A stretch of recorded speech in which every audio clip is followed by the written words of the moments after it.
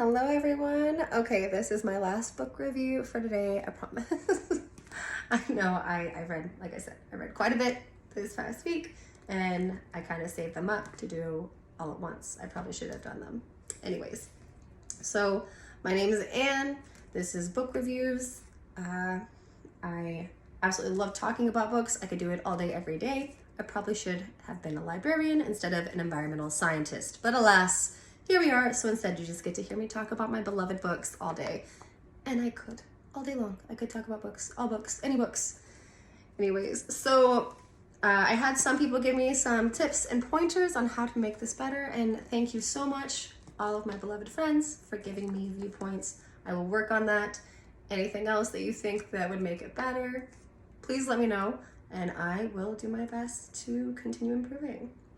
So the book we're going to do today is the third book of The Old Man's War. I think there's maybe 4 of the books. I believe I'd have to double check. I definitely went over, I've already done a review for Old Man's War and The Ghost Brigade, which are amazing. If you have not read those yet and you like sci-fi, give them a try.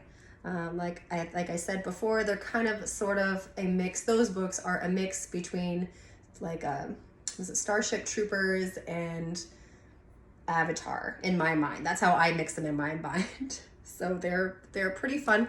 Now, real quick before we go too far into talking about the book and if I liked it or not, let's first talk about how much this guy costs.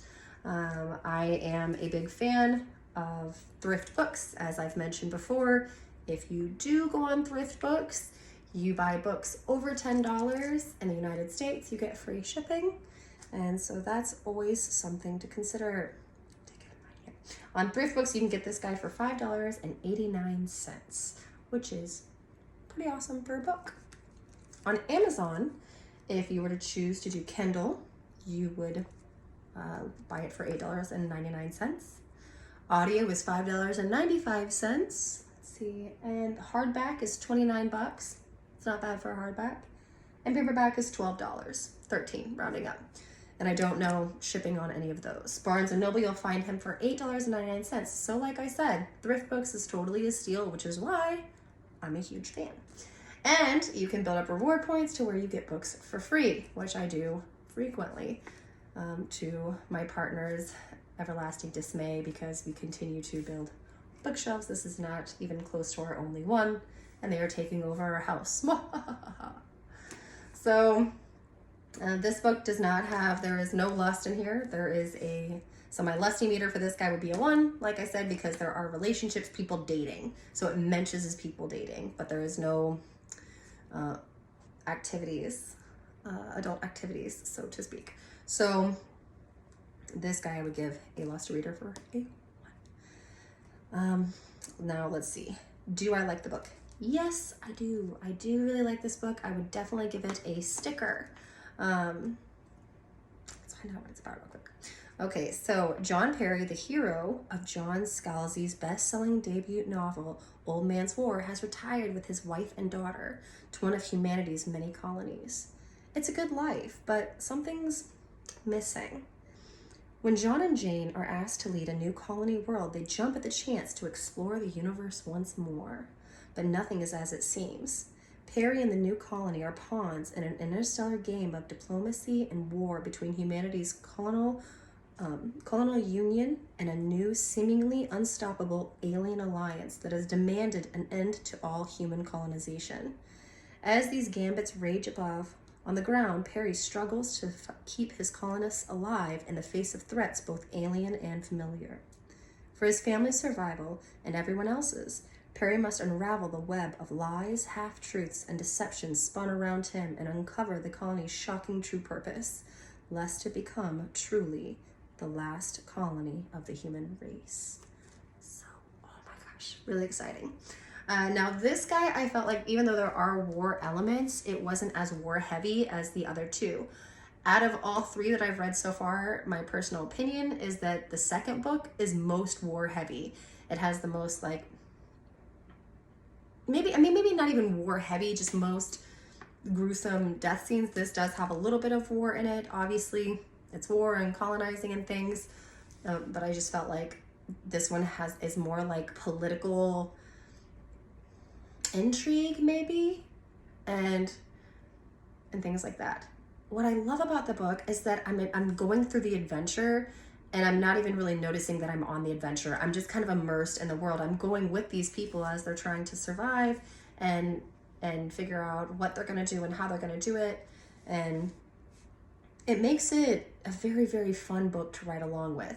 That's one of my most favorite things about a book, is whenever you can, that's how I know it's a good author or a good series, is if you can immerse yourself in the book and you don't even know you're flying through the pages. You're just riding along. You are literally transported to this place. And I think that he does a very good job of transporting you along with this colony. And there are some characters that may not be bad or may not be good, but they're kind of annoying, and the journey is, difficult. So, but enjoyable. He does a really good job. This is a very good book. It would absolutely get a sticker from me. My favorite character, I think, it's probably the assistant. I love the assistant, and I love the relationship between John and her. They're kind of sassy and kind of snippy at each other, and I think that that's pretty fun. I love Zoe. Zoe is his daughter, his adopted daughter, and I love the intelligence that she brings to the character. Even though she doesn't have for how important she is in the book, she's not in there a ton, which makes sense, and I think that the author probably saw that, because the next book is Zoe, what is it called? Zoe's Tale? Is it Zoe's Tale? Which I'm definitely gonna get. Zoe's Tale, I was right. Yeah, Zoe's Tale is the next book of the series. I feel like if you liked Ender's Game, you would love Old Man's War. It's kind of along the lines of that, although they're not children, obviously. But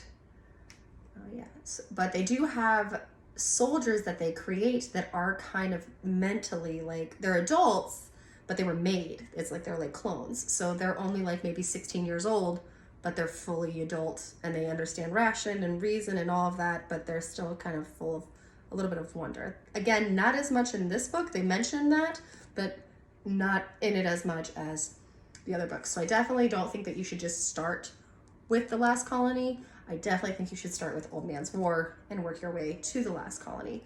But if you're working your way through the series like I did, and you stop before you hit The Last Colony, I feel like you'll miss an important part of the story. I definitely think that you should pick it up and give it a try, because it is a fantastic read.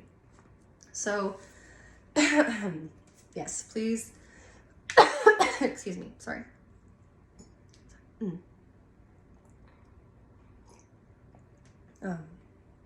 Give it a try. I'm gonna go. Thank you so much for joining me.